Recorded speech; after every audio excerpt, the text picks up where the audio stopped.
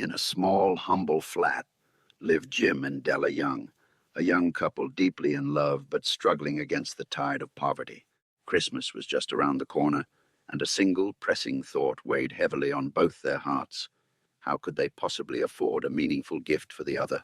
Della, with her beautiful flowing hair that cascaded past her knees, counted her meager savings. It was barely anything. Her most prized possession, her glorious hair, became her only hope. With a heavy heart, she made a difficult choice. She visited a wig-maker, Madame Sofroni, and sold her magnificent tresses for a small sum. Just enough, she hoped, to buy Jim a platinum chain for his cherished pocket watch, the one truly valuable item he owned. Meanwhile, Jim was wrestling with his own sacrifice. His beloved pocket watch, a family heirloom, was his pride.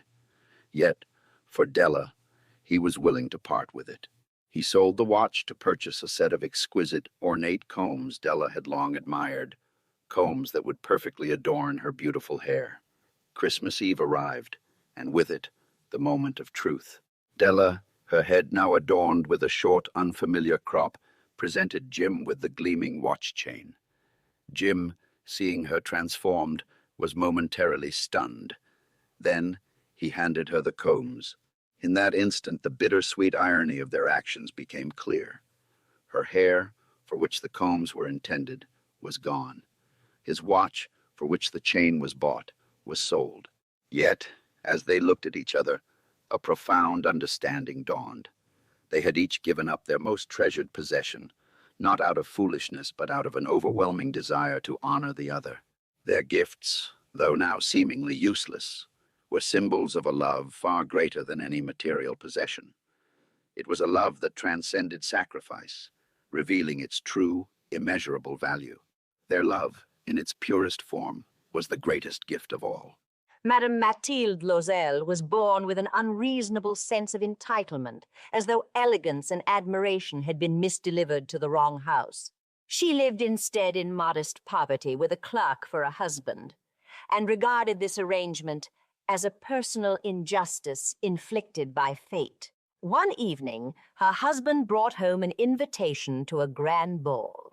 He expected delight. He received complaint. She had nothing suitable to wear, nothing to signal the rank she believed she deserved.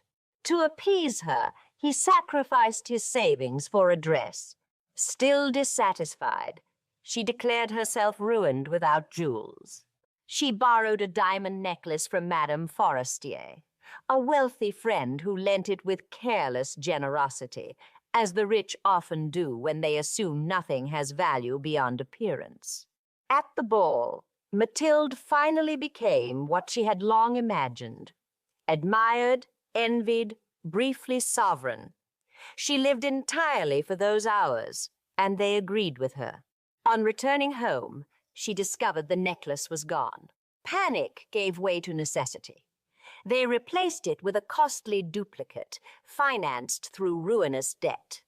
Madame Forestier accepted the returned necklace without question. What followed was a decade of decline. The servant was dismissed. Comfort vanished. Mathilde learned labor. Her husband overworked himself into quiet exhaustion. Youth and beauty were gradually replaced by endurance and hardship. After 10 years, the debt was finally repaid. Then, by chance, Mathilde revealed the truth to Madame Forestier, that the necklace had been lost and replaced at great cost. Madame Forestier listened, then replied almost gently that the original necklace had been false, an imitation worth very little. Mathilde had spent 10 years of her life paying for a symbol that had never been real, except in the only sense that mattered to her, the appearance of it. The White family lived in a small, isolated house where the wind seemed to press against the windows with restless intent. One stormy evening, they welcomed an old friend, Sergeant Major Morris, recently returned from India. Over dinner, he spoke of strange things, mysticism, fakirs, and objects imbued with unnatural power.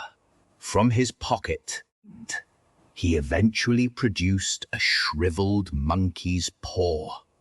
"It's been cursed," he said. "It grants 3 wishes to 3 separate men, but always with terrible consequences." The family laughed uneasily.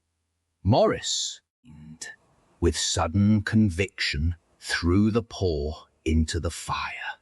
Mr. White quickly retrieved it. "Better let it burn," Morris warned.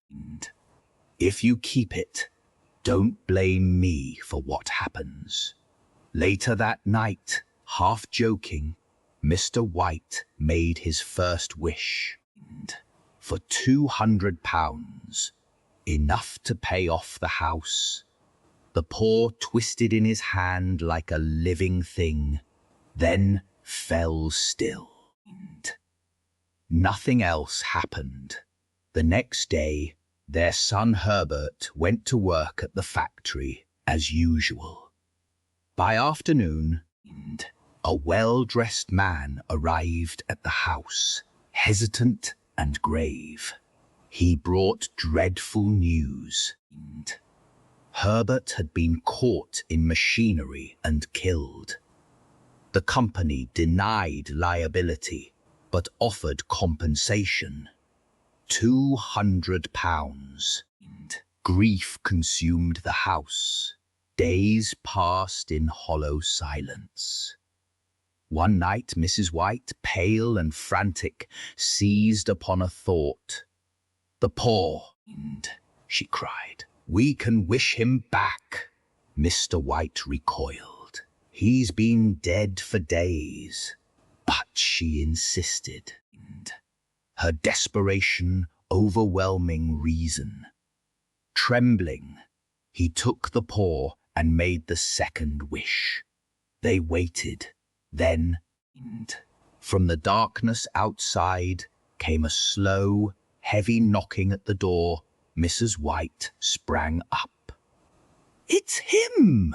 she cried, rushing forward. Mr. White, frozen with dread, imagined what stood beyond the door, what form their son might now have taken after days in the grave. The knocking grew louder, more insistent.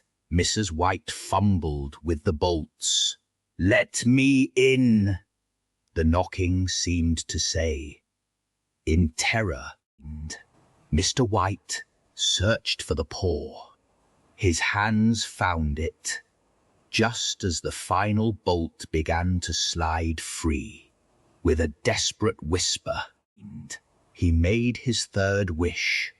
The knocking ceased.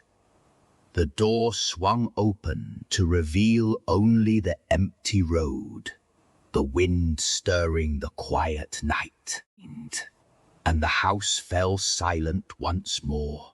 The narrator describes this universe as a vast structure composed of identical hexagonal rooms, each connected by narrow hallways and spiraling staircases that stretch endlessly upward and downward.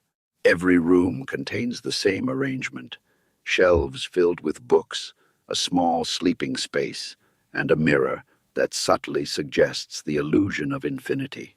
The inhabitants of this universe, known simply as librarians, have spent their lives wandering these chambers. Each book follows a strict format, the same number of pages, lines, and characters. The alphabet is limited just a small set of letters and punctuation marks. Yet from this constrained system emerges total combinatorial possibility. The library contains every book that could ever be written using those symbols, every coherent text, every nonsense sequence, every variation of truth, falsehood, prophecy, gibberish. This realization transforms the librarian's understanding of existence. Somewhere in the library must exist books that contain the exact history of their lives, explanations of the library's purpose, and even predictions of the future. There must also be countless false versions, almost identical, but wrong in crucial ways. At first, this idea inspires hope. Many librarians embark on desperate searches for meaningful texts, catalogues of catalogues, books that explain how to find other books, or volumes that justify their existence. Entire sects form around these quests. Some believe in a man of the book, a mythical figure who has found the one volume that explains everything. Others seek a crimson hexagon, said to hold ultimate truth. But as centuries pass, hope gives way to despair. The sheer scale of the library makes any meaningful discovery nearly impossible. For every useful book, there are infinite near misses, texts that differ by a single character or are buried among oceans of nonsense. Some librarians turn to destruction, burning books they deem useless. Others become nihilistic, convinced that meaning itself is an illusion in a universe defined by randomness. There are also those who cling to fragile philosophies. One belief holds that the library is finite but unbounded, repeating itself endlessly. Another suggests that even if meaning is inaccessible, it must exist somewhere, and that is enough.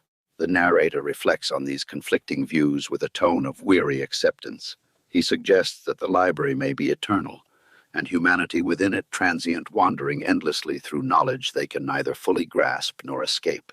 In the end, the library stands as a universe where every truth exists, but is almost certainly lost forever among endless permutations.